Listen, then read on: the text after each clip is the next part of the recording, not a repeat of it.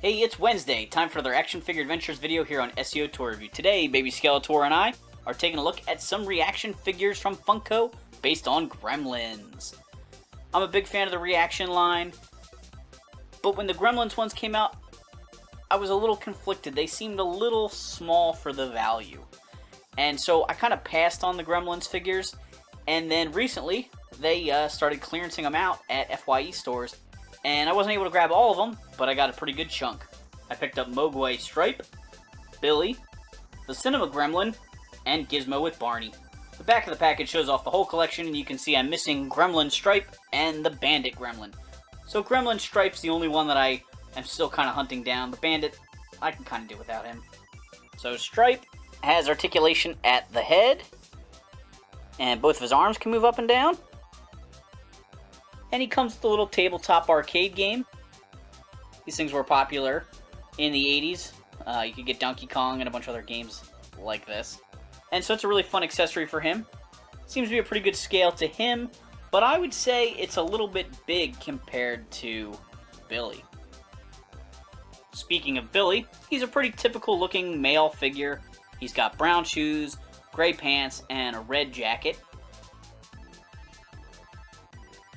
You can see that his sweater underneath the jacket is actually ripped up, and he has a bandage on his hand.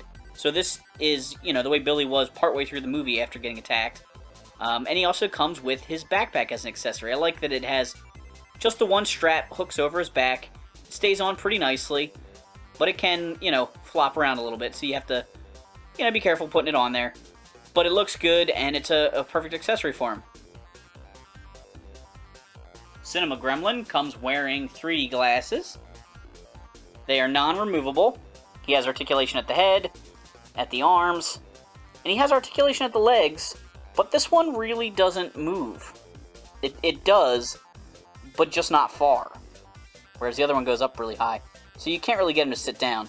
And he comes with a bucket of popcorn. Now we've got Gizmo and Barney. Barney's basically an accessory. He's non-posable. He's always in this seated position. Gizmo has articulation at the head, at the arms, and he's got open hands, but they're not really open enough to hold either one of his accessories. He stands pretty well on a flat surface, but on the my fabric backdrop, he falls over pretty easy. But he's got a candy cane and a trumpet toy.